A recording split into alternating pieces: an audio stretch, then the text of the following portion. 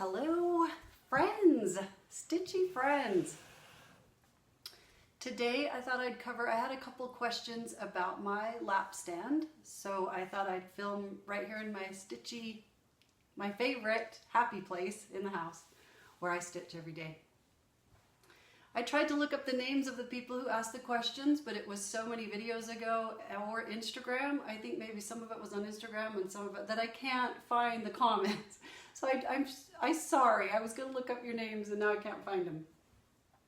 I had a viewer ask me to show how I flip my work to the back, how it works on the lap stand when you flip it over to the back. So this is right now I have my wide scroll rods on my stand. You can see how wide it is.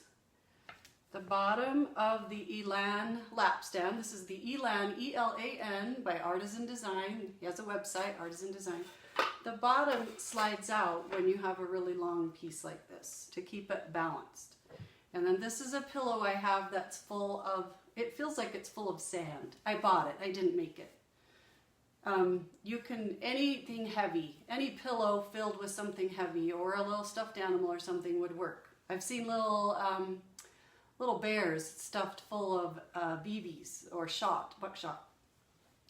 So when I have a really long, and when I'm using a scroll rod, the lap stand does not use any adapters. So the V-clamp does not have any adapters in it. I know it's hard to see because of and it clamps right down because of the V shape, clamps right down on that scroll rod really well. That's what it was designed to do. These little Velcro side pieces, you can find them on Etsy, you can buy them. I'm trying to think what they're called. If you searched scroll rod side clips on the internet or on Etsy, I think you'd find them.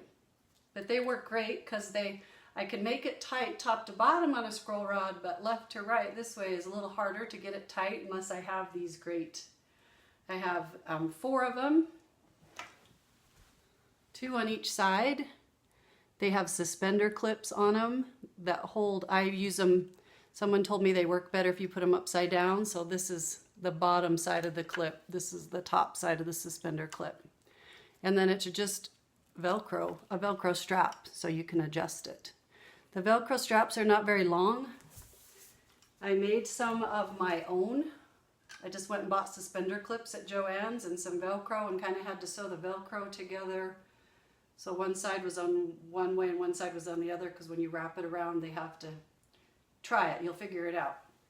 But I made them longer because sometimes I have more space between my fabric and the sides of my scroll rod and I need the strap to be a little longer. So I have 2 sets of these commercially made ones, and then I also have a set that I made myself. So if I was stitching on this one right here, which is Peaceable Kingdom by Catherine Theron, which I am determined, I'll show it in my, I'm going to do another video right after this one where I'll show my whips and everything. I'll show you this one. I'd be stitching along right here, and then I need to flip to the back, so I just turn the knob away from me, flip it towards me, do what I need to do on the back, and then flip it right back, tighten it up. I had someone ask if this has to be tight because she has a disability on one arm, I think, and wondered if she could just leave this loose. I think you could. It drives me crazy because if I rest my hand on it or anything, it moves. But I think you could get used to stitching like that, and then you could just use your right hand to flip it over and not have to use the other, or maybe use your left hand to flip it. That would be a little harder, maybe this way. I can't cross my legs with this lap stand on my lap. Somebody asked me that, but I can cross my ankles. You can cross your legs. It's just a little more, not as stable, but you could do it. You could get it balanced and you could stitch with your legs crossed, especially if it didn't have such a heavy scroll rod on it. But I hope that makes sense. So I always tighten it up when I flip it back over and I stitch. But I just unscrew away from me, flip it towards me, do whatever I want to do, flip it back, and then tighten it up. So hopefully that answers that particular question. Okay, I had another viewer ask if I would show how to load a QSnap. So I'm going to take these scroll rods off. You just unscrew this V-clamp right here. See if I tip it over, you could watch me do that. I just unscrew it enough to be able to tip this. When I put my scroll rods in, I tip it in like this, because it's a narrow opening right here and wider in the back. So if you unscrew this too far, the bottom will fall off. So unscrew it just enough that your scroll rod will fit in this way, and then tip it in. That's how I do it anyway. I'm not an expert, I'm just telling you how I do it. I've had this lap stand for probably 15 years. Oh, one other thing, I have a backup lap stand that I bought because I was always afraid that if I traveled with this, what if my suitcase was lost and I never got it back? Or what if it got broken so horribly that my husband couldn't repair it? So I did buy a backup one, and that was the one I took to StitchCon. Well, I took it all apart, put it in my suitcase, because all of this comes apart so you can just lay it down flat in your suitcase. In fact, these two knobs in this bar will screw onto these screws in the back. And then this clamp, you can open it up and clamp it to that bar so it's all one flat piece to pack. Anyway, I got to StitchCon and couldn't remember how it went. You know, it's pretty easy to put together, but I couldn't remember exactly where all the washers went.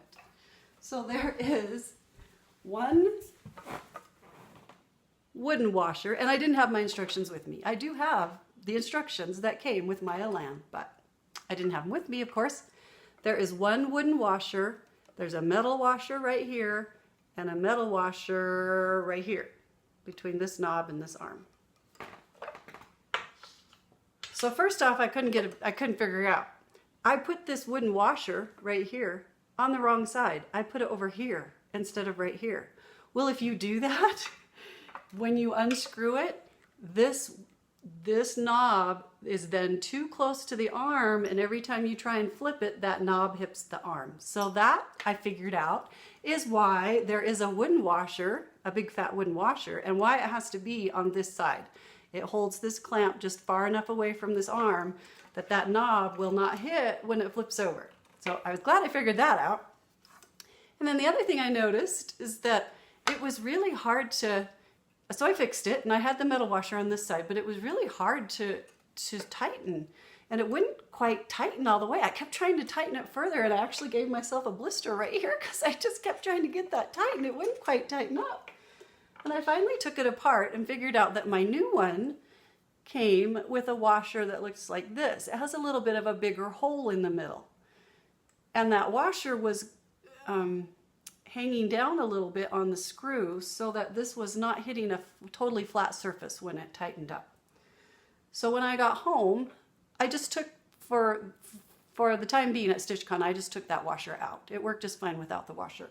When I got home, I took my old one apart to see if that was what the issue was. And the washer in there has a much smaller hole. It's just big enough for the screw to get through. It's not as big. So I think it stays in place better on the screw and doesn't hang down so far. So if you're having an issue with that, that could be why. Check your washer, see how big the hole is in it. I didn't notice a problem on this one down here. I'd have to take it. I didn't take the time to take it all apart and see if that washer was the same. But just go any hardware store, just get the same size washer, just the one with the smaller hole in the middle. Just make sure your screw still fits through. Okay, let's put a QSnap on here. Hopefully, if I do it right here on my ottoman, you'll be able to see what I'm doing. This is Seize the Day, which is perfect because it's not on its QSnap right now. Find all the pieces in the bag. This is my So Much to Love bag that says focus on the good. I love the colors. I love what it says.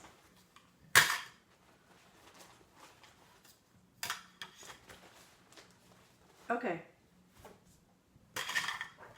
The first thing I figured out for me is if the needle minder is still on the fabric, when I'm trying to get it on the QSnap, that needle minder keeps weighing it down and pulling it askew.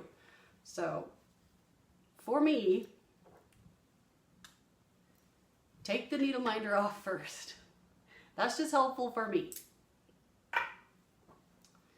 I always start with, here you can see, this is my Seize the Day. If I was going to be stitching on this right now, and this obviously needs to be serged, and I have a serger, so there is no excuse, except that I'd rather be stitching than serging, but how long does that take? If I was going to be stitching on this, oh, there's another needle. I would probably, the next portion is going to be right here. So I know that I need to be as far down on the bottom of this fabric as I can. So I always like to start with the short side, the one that's going to have the least amount of seam allowance, selvage edge, least amount of room at the end. Start with that one. And I'm going to give myself, I want to give myself as much room as possible to stitch down there at the bottom. So I'm just going to barely hang that fabric over the edge. I'm going to lay it in my lap and I'm going to eyeball those threads and get them as tight as straight as possible. Because there's only one layer of fabric under there and these are not brand new QSnaps, I'm also going to carefully try and keep those threads straight and lay this piece of felt. This is warm and natural, but you could use felt on there just to give the QSnap a little bit tighter. And then I'll carefully put that QSnap on. So it doesn't matter how carefully I do that, it's never straight. But we'll fix that in a minute. Then I go to the opposite, then I turn it around, and I'm going to do the opposite side. I always do the opposite side next. That works better for me. I'm going to, since I have so much fabric down here, I'm going to fold it in thirds. There are some people who would never put their stitching under the clip, and I totally understand that. You don't do it if you don't want to. It has never bothered me. I always make sure that the clip is never right on the stitching. So I always fold this from the back side over so that the fabric is covering up the stitching and the clip is only touching the back side of the stitching. If I have to put a clip right over the close to the edge that has stitching underneath and there's not enough fabric to fold it over, I always put a piece of felt or warm and natural over the top of the stitching before I put the clip on it to protect the stitching. But I've never had a problem. I can't ever see that I've ruined the stitches by putting the clip on, so I don't usually worry about it. You kind of have to slide this, I kind of have to slide this back and forth on the top like this to make sure I've got it straight. I try and fold that fabric over so that it's even and it looks straight to me. You can tell that it is not tight yet, and I can see now that that bottom is not straight. But having the bottom in first, or whatever side you did first, go to the opposite side. That one's much easier to put on and get it straight. Then go back and do that first one again. And then you'll be able to get it straight. Or at least tight so that it matches the top, right? Oh, and that one's hard because it's not very much selvage there and it's trying to fall in there. And then you stick it on and then you rotate them out and it makes it tight. Then I'm going to do this side next. It has a little bit of fabric, just enough that I can fold it over once. So I'm going to do that, maybe. And put that clip on. Rotate it out. Now this clip is going to be the one that goes under my clamp on this Elan Lapstand. And for the Elan Lapstand, and there's not any fabric to fold over, so I'm going to put a piece of warm and natural on there, or felt, either one will work, just to give the clamp something to grip on. And I'm going to rotate that clamp clear out, way further than I normally would. And you see, these are all just however I put them on. This one I rotated clear around to the back. That's so that the clamp can come right down on the fabric and that top of the clamp does not come down on the plastic. The bottom of the clamp obviously is going to hit the plastic, but the top clamp is going to hit the fabric. Okay, I pulled out the instructions that came with my lap stand the other day, and they actually recommend that you put this adapter on the bottom if you're going to use QSnaps. I don't know if I misread the directions in the beginning or if I just wasn't paying attention and just tried it. I have always put the adapter on the top. I actually tried it on the bottom the other day just to see if it worked better, and I didn't think it worked as well. So I'm going to keep putting my adapter. So I'm just going to put one of these adapters that you can buy from Artisan. It's a little triangle shaped piece of wood with a piece of elastic on it. I'm going to put it in so that the widest triangle part is on the inside, and then the narrow part moves out to the narrow part, and that gives this V-clamp a flat surface on the top. It still has that V shape on the bottom, but it has a flat surface on the top. Then I'll put my QSnap in there, screw this down tight. I like it tight. I cannot stand it when your frame tips, or you flip it over or something, or you lean on it and it just goes, ugh. I hate that. So tighten that down tight. Make sure it's kind of straight. And then I would stitch just like normal. I do not have a problem with this QSnap falling down or coming out. Never comes out, it's in there tight. I can flip it over as many times as I want, and it will not come out of there. If you were left-handed, I think you could turn the frame around this way. I just thought of that because I was thinking in the directions it said if you are right-handed, tip it towards you. If you are left-handed, tip it away from you. Well, that makes sense. Cool. Okay. Anyway, if you still have a problem with your QSnaps tipping down, your clips are probably worn out and a little too big, so it's not really tight right here. So it's the clip that's slipping, not the clamp. That's the clip that's rotating. Either run them through the dishwasher on the heat with the water and everything, and then make sure you do the heat cycle, or you can buy replacement clips and then they'll be tight again. That's the only time I've ever had a problem with it still tipping down while I was working on it. Okay, I think that's all with this lap stand. Let's put that over here for a minute. I also had a question from somebody on my floor stand. So I got my floor stand out.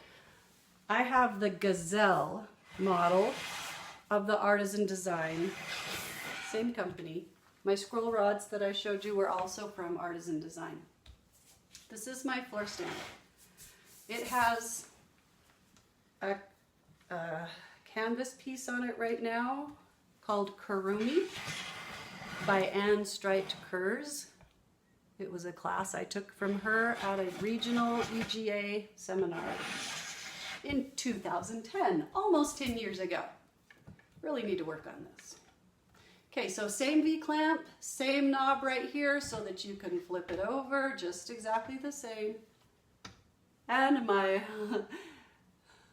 wooden washer is on the wrong side, so this knob is hitting so it will not go over. I need to move that wooden washer over here so it will flip over. Haven't used my floor stand in quite some time. The floor stand also has a knob right here, so you can put this wherever you want it, and then tighten it up again. Put this knob on this side. Okay, I had a question as whether it came towards me or whether it came from the side, the viewer asked. The stand is out in, see if I can show you better, I don't know. The stand is out in front of me. So the part that's on the floor is in front of me. I have one leg's going this way and one leg's going parallel this way. So it can slide towards me under my chair. If I have my ottoman up,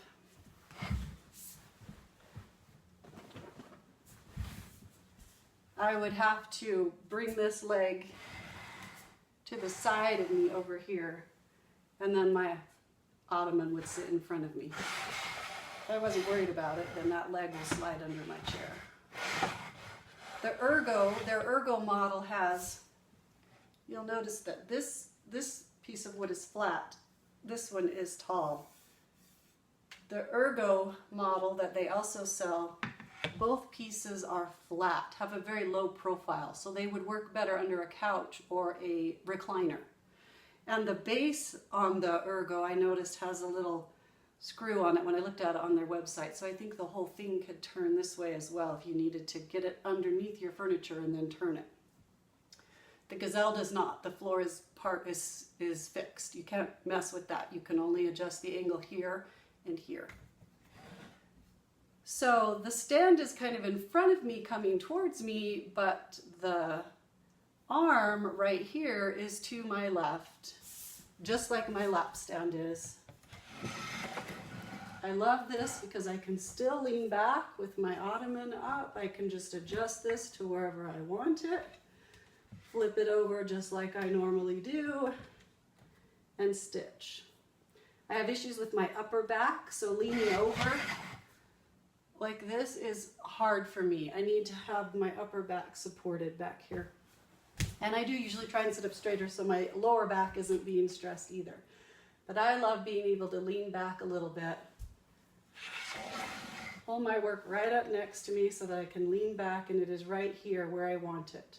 I don't want to have to put my head down very far because I also have issues with my neck. I like my head up and have it right here.